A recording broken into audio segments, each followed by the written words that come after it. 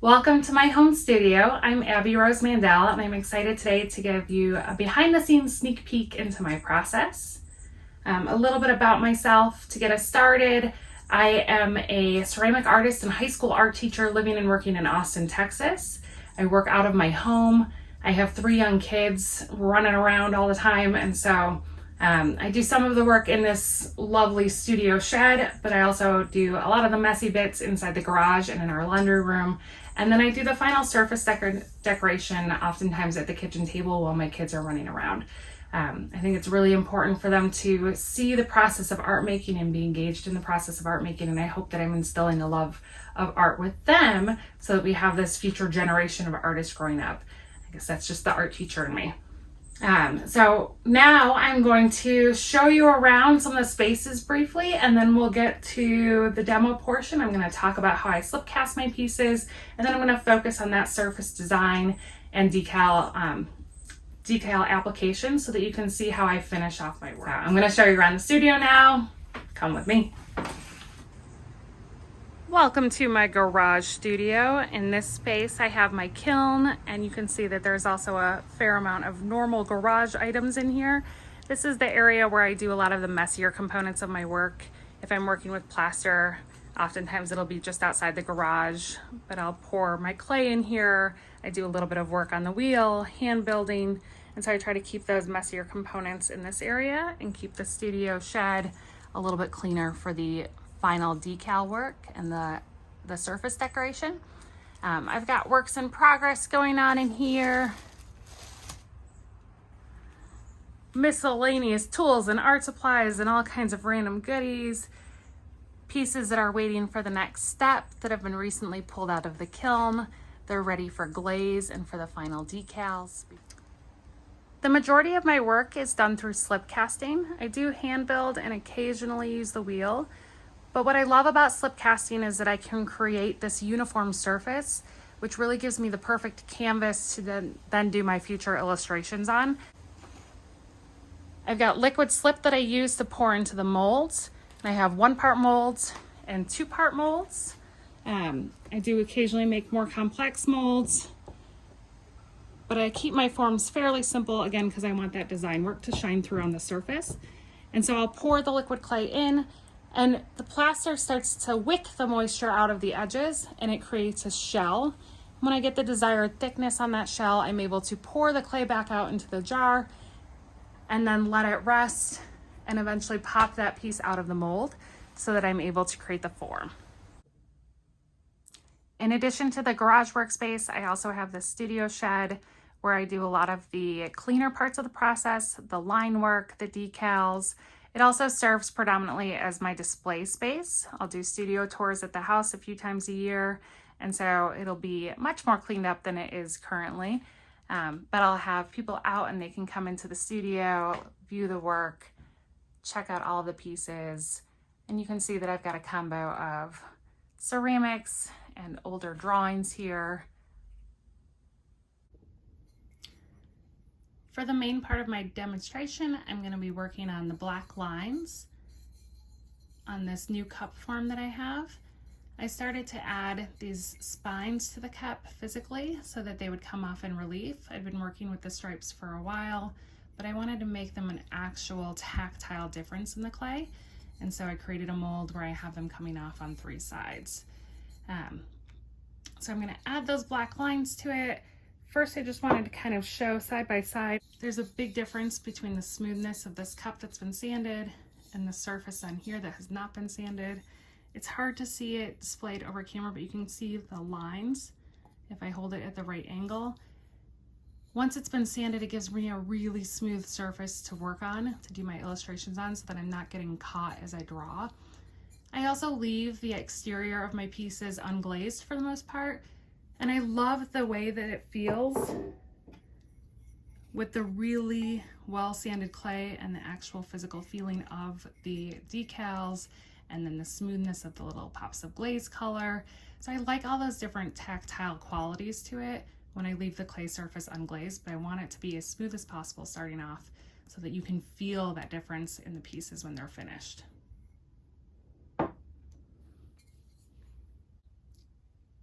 Before I get started, there are a variety of tools that I use that are critical to the process.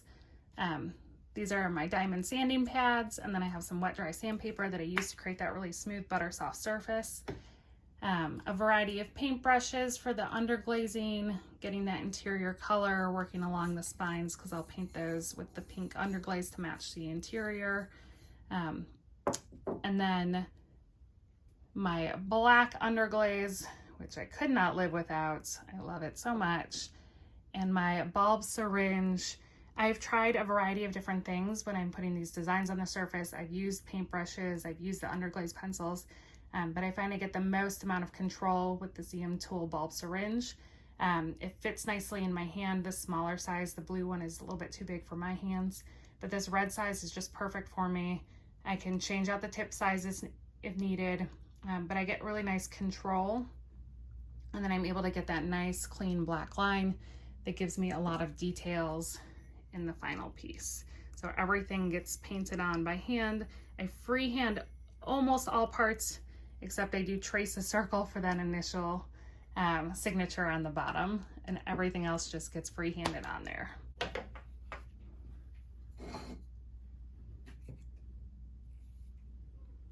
I keep a needle in the bulb syringe so that it doesn't get clogged up, and I will use this little coffee foam mixer to stir up my underglazes when needed to kind of make it smooth and even. And then I trace that circle on there and just freehand my designs moving forward from there. Everything I do always connects to the bottom of the piece. I think it's really interesting when you flip something over and you see a fun little surprise. And so I start with the bottom and I actually work my way up from there. And it's not perfect. There's imperfections. It's not a, 100% perfect circle. Every time I draw the rose, it's a little bit different. Every time I write my name, it's a little bit different. But it's handmade, and that's the nature of it. So it doesn't bother me in any way that there's always those little variations.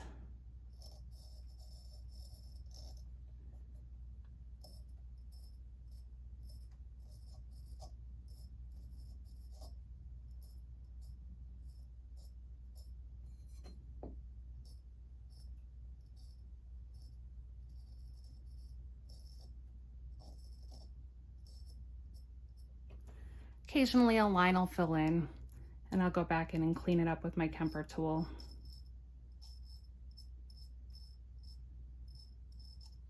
I'm a big fan of the sharp spade. So I've got a little bit of touch-up work to do, but I'm not too worried about it at this point.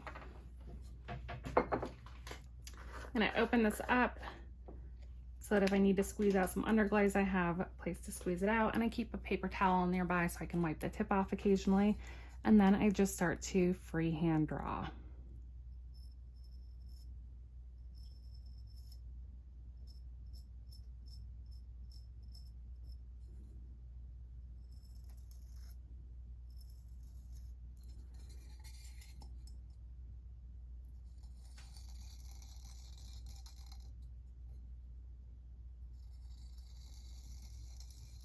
I'm always thinking about how these vines will connect across the different spines, about leaving the little end pieces of the vines so that I have a space for the decals, thinking about the space that that decal will go in, how they interconnect and weave together. These illustrations originally started off as traditional drawings on paper, and I was doing collage work for the petals. And they were part of a series of human hearts that I did. And so each of these vines were like the veins coming off of a human heart. And now they've just turned into something much more floral and pattern-based. But they'll always have started off that way for me. This interconnectedness that we have.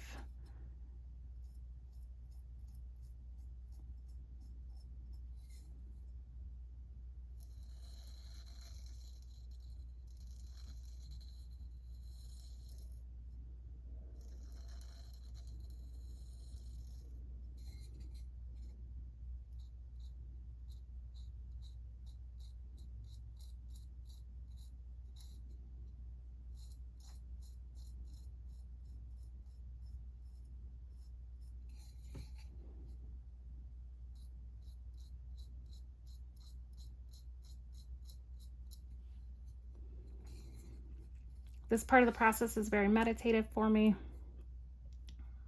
I usually work with something on in the background that's going to keep my brain occupied but not distract me from the shapes that I'm creating, from the different connections, from the way that the vines will twist and weave together.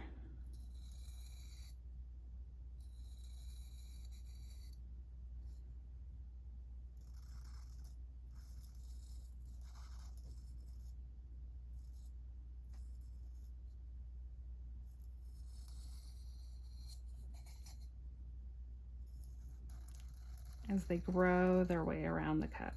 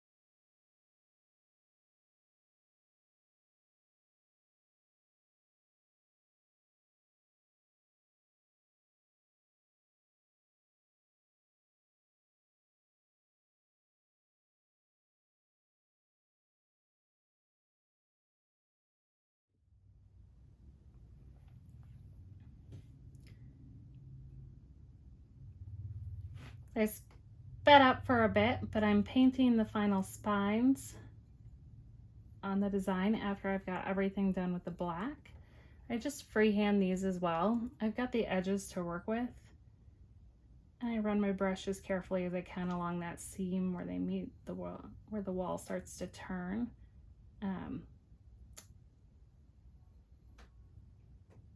It's a handmade process, so sometimes that line is more perfect, and sometimes that line has a bit more wobble to it.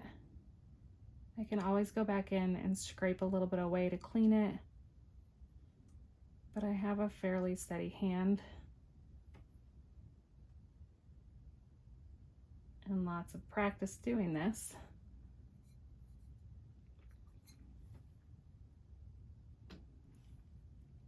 And then after this stage, it will go back into the bisque fire and get fired once more. The first time I fire to 08, then I sand, then I fire to 04, and then I come back in to do the decal work. And the reason I do this is because the decals need water to be applied, and I don't want to smudge all of my black line work when I am applying the decals. I've got one little final area connecting those lines to the interior of the cup so that, again, everything is wrapping and connecting together, base to side, side to top, top to interior.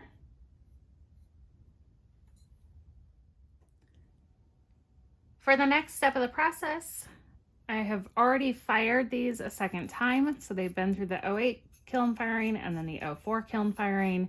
The black has been fused onto the surface, black underglaze. If I wipe it now, nothing is going to smear. The design is going to stay there, so I don't have to worry about disrupting anything when I apply the decals.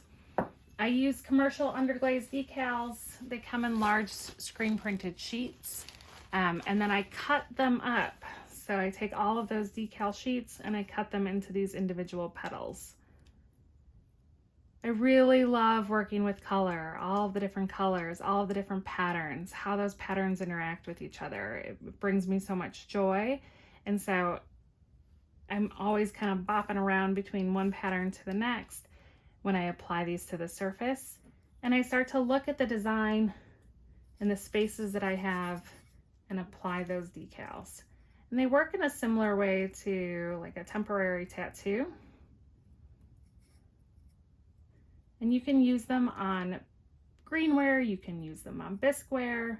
So there's a lot of utility, but I'll take my sponge, try not to work with the water over the top of my plate because I don't want to destroy the ones that are sitting there. And I hold my sponge onto the surface, and then I try to hold an edge of the decal and gently apply some pressure and rub so that I'm getting that decal to transfer onto the surface.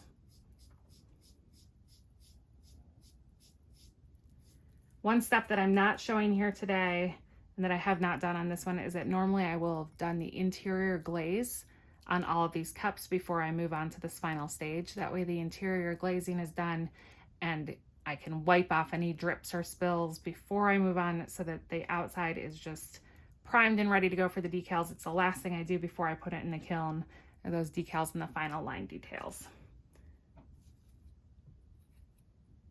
So I'll find the different patterns. I'll start to adhere them to the surface.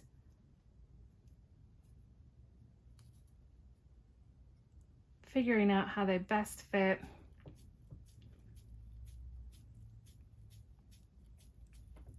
Using moisture and pressure to transfer.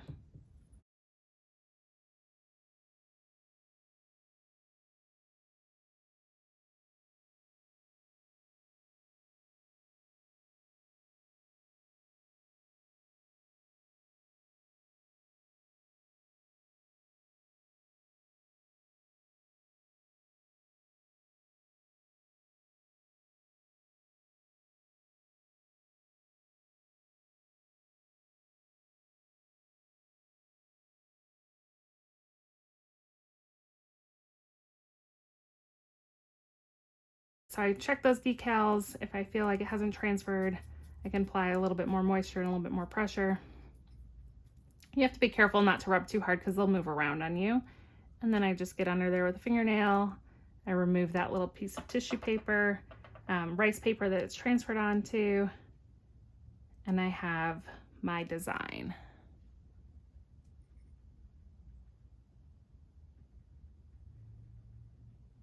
And so the final step at this point would be to go back in once I have all of the decals on,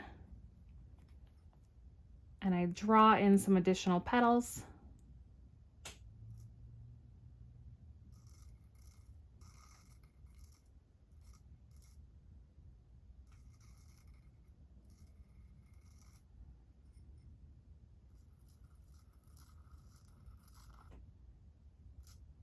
And add some dots to places, and these little,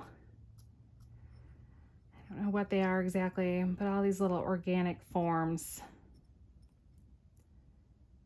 And when I get a little spill like that, I either just turn it into something or go back and kind of scrape it into a circle again. Just a little bit of cleanup, and I can get it back to where I want it to be.